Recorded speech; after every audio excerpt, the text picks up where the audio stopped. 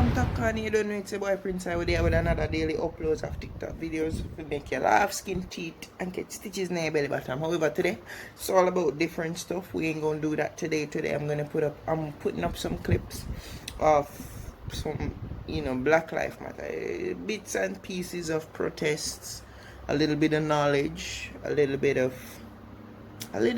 y'all just have to watch these videos to know what's going on. You know what I'm saying? Tomorrow though, we're coming back with that comedy.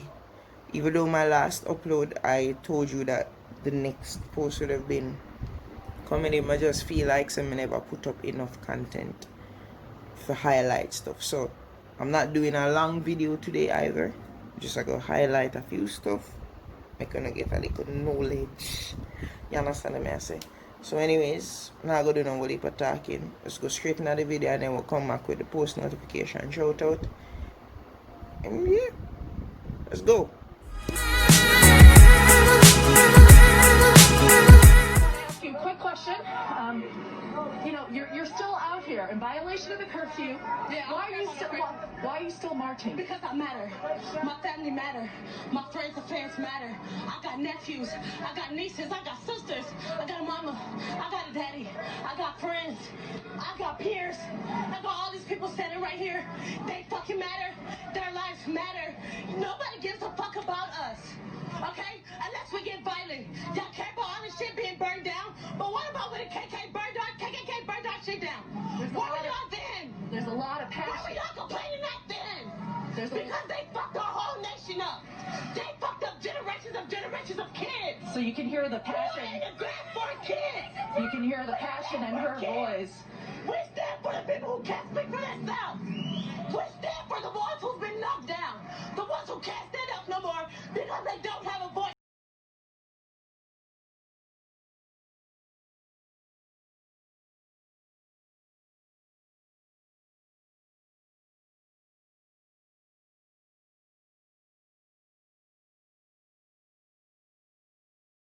Refugees from neighborhoods in the Bronx, Brooklyn, and South Jamaica.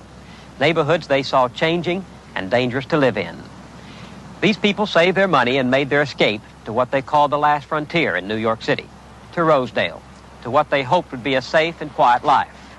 In the early 1970s, a few middle-class black families with very much the same idea in mind began to move to Rosedale too. The whites saw their coming as a threat, the forerunner of more blacks bringing crime, blight, and poor services they had witnessed in other neighborhoods in the city, and the peace of Rosedale was shattered. In 1971, a score of men and teenage boys using axes and picks nearly destroyed a house reportedly bought by a black man married to a white woman. 200 residents stood by and watched. Since then, more than 10 acts of violence have been aimed at the few blacks living in Rosedale. The tension escalated with the coming of the Spencers. In the summer of '74, Tony and Glenda Spencer bought this 7-room house on 136th Avenue. They came to New York from the West Indies after living in London. Spencer, a photo engraver in Manhattan, said they just wanted a good place to live. But some whites suspected them of blockbusting, of trying to force lower property values on Rosedale homes so other blacks could afford to buy here. Before the Spencers moved in, their house was set on fire with gasoline. They moved anyway. On New Year's Eve day a year ago, while the Spencers and their son slept, a pipe bomb exploded on the porch and smashed through the windows of the house. Police said the bomb was intended to wipe out the family. Attached to the bomb was a note that read, "Nigger be warned. We have time. We will get your firstborn first." It was signed, "Viva Boston, KKK." Down with the Nazis! Down with the Nazis! Down with Hitler, brother!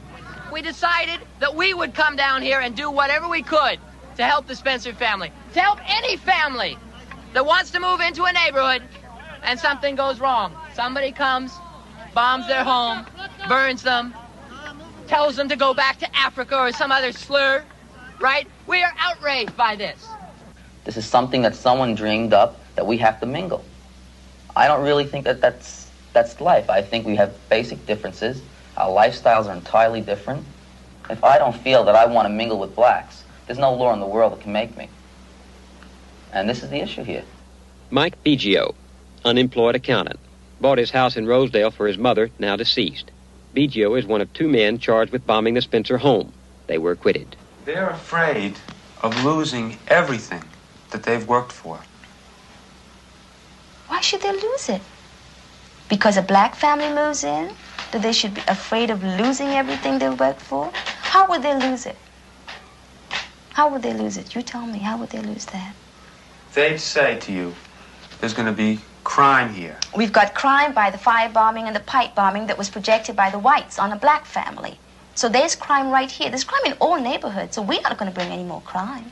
They'd say our property values are going to go down. It certainly hasn't, and it certainly does not go down. They'd say my daughter is going to be mugged in school. My wife is going to be raped by a black person. Vice This was going on versa. before we got here. That could easily happen to anybody, blacks or whites. I mean, nobody wants this for themselves, whether it's a white family wants their children to be raped, black families wants their kids. Who wants that?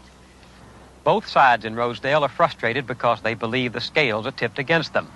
Friends of the Spencers point out that the two men indicted for the bombing were acquitted by an all-white jury. The frustrations compound, the tragedies add up, and confrontation spills beyond the ability of people to communicate. It spills into the darkest passions, it spills into the streets, and more frightening than all, it spills into the next generation.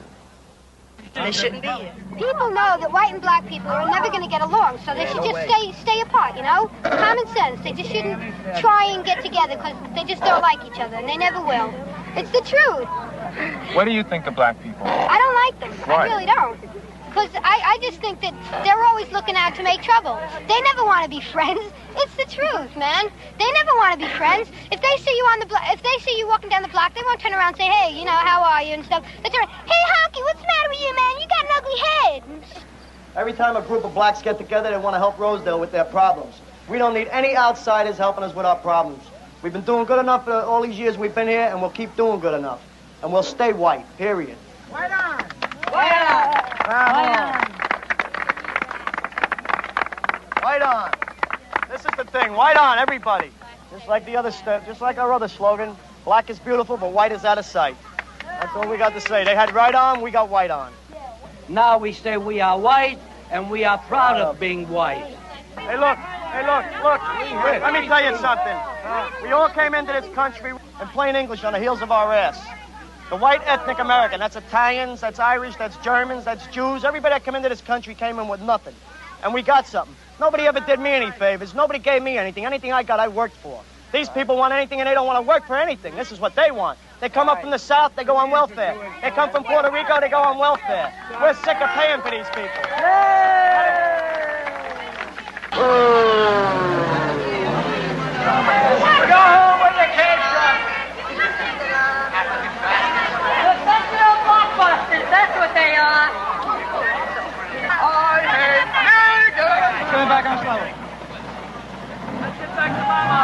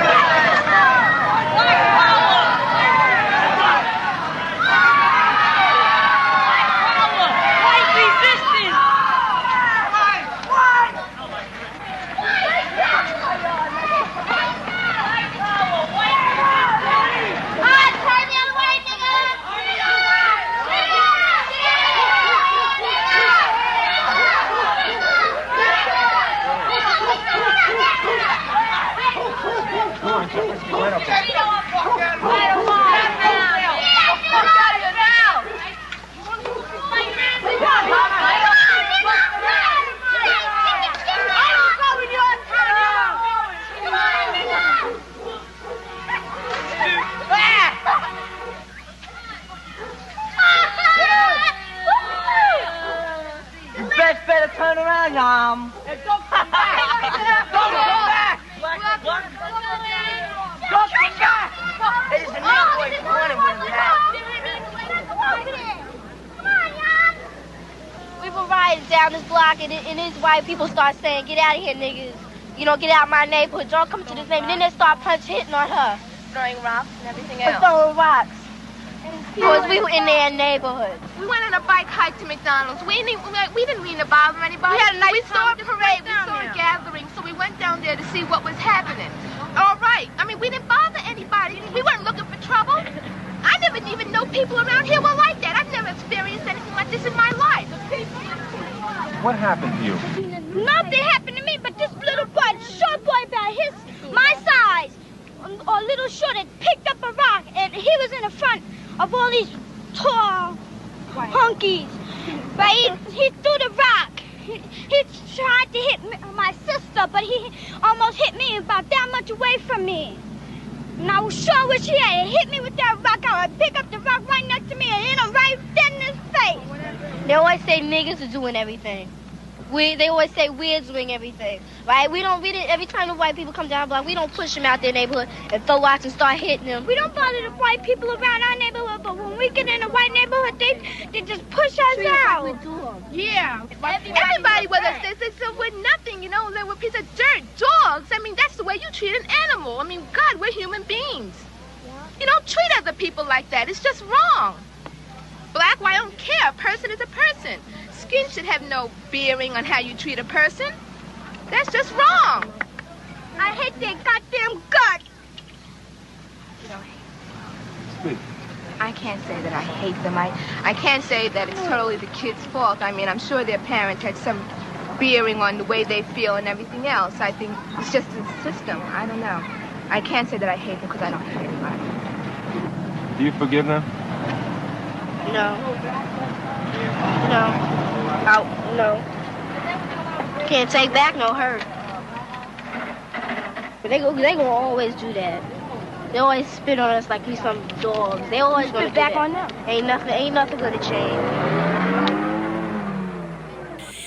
I'm about to piss every white person off on this app right now. Oh shit, here we go. I just saw a TikTok that said, what if white people didn't exist? And then I remembered, we aren't supposed to exist. Being white is a genetic mutation. We don't exist naturally. White people literally come from when Pangea was a thing, and then we split up into different continents, and then people moved further away from the equator and bred lighter and lighter skinned people and even albinos until white people were created. So people that are white have the audacity to be like, we're the Aryan race, we're the supreme race. Baby. How can you be the supreme race when you weren't even a race to begin with? You can't be superior. If you were never supposed to exist. To make the point that Black Lives Matter in Canada too. In the U.S., protests are stretching into a second weekend, the wave of outrage sweeping across the country after the death of George Floyd under the knee of a white officer.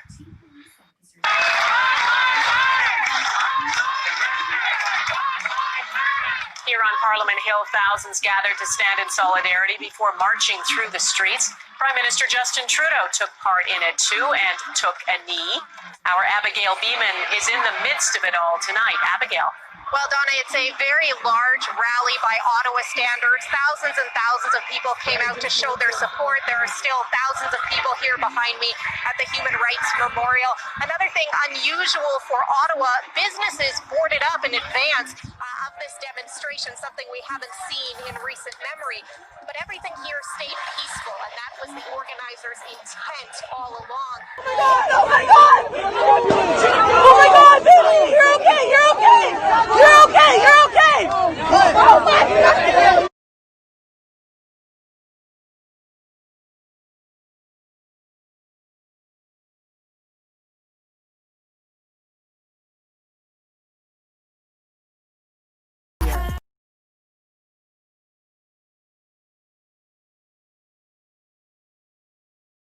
When you have your hands behind your back and your face down, ladies and gentlemen, you can pass out and not wake up. We learned that in the academy. It's called positional asphyxiation. Positional asphyxia.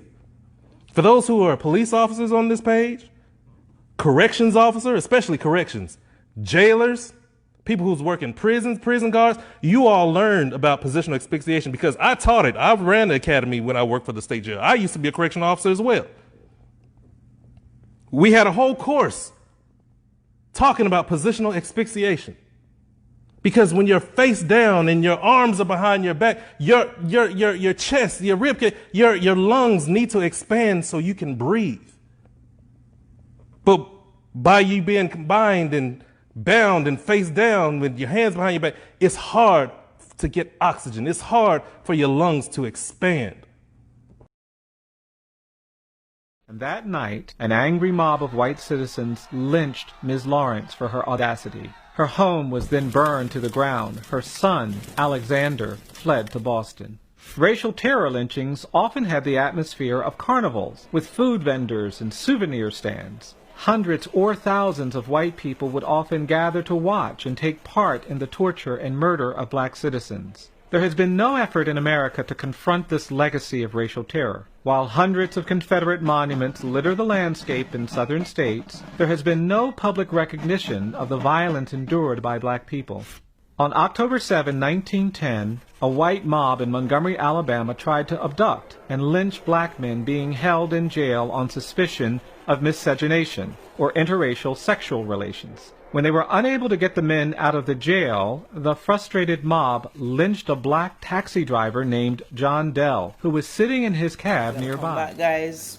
As you can see the video, as I said, I will give you some knowledge alongside some other stuff what I know is significant to the whole Black Lives Matter movement and basically where it's coming from. And you know, look at highlights, look at clips, look at stuff, stuff. You understand what I mean? Anyways, post notification shout out goes to Tosan Edema. Thanks for subscribing to the channel, and also Janili.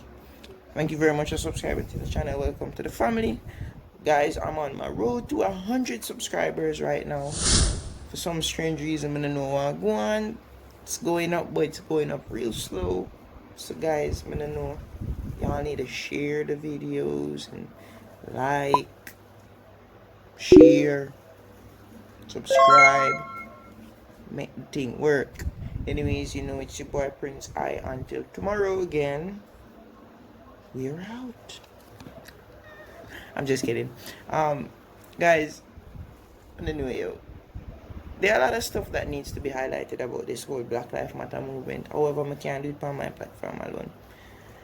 And honestly, this is not my this platform. It wasn't created for that purpose. But as I said, I did have to put up a few clips, right?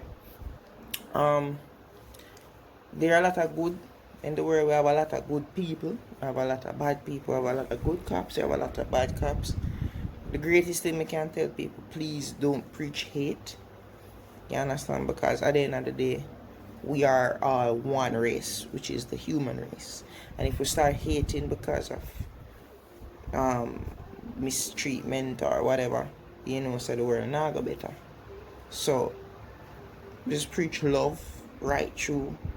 And as them say, an eye for an eye leaves everyone blind. So we're not going to render evil for evil, you understand? But we have to take a stand just the same, and we have to make it be known that there is a problem, there is an issue, and hopefully all these voices being uttered and, you know, all these gestures and all these protesting fall on the right ears. If we can change one person at a time, that's one person we're gonna make, you know, the human race a little bit better. A little bit, make Earth a little bit more pleasant for live on. Because we don't know where else we go. And like we can go, Mars go live with them place already yet, so we have to just live right so. Understand? Treat people better. Treat people as how you don't want to be treated. You understand what I say? Yeah, because life precious. Anyways, it's a little message from your boy Prince I. Until tomorrow again, let's get out of here. Yeah, let's get out of here. I gave you my heart.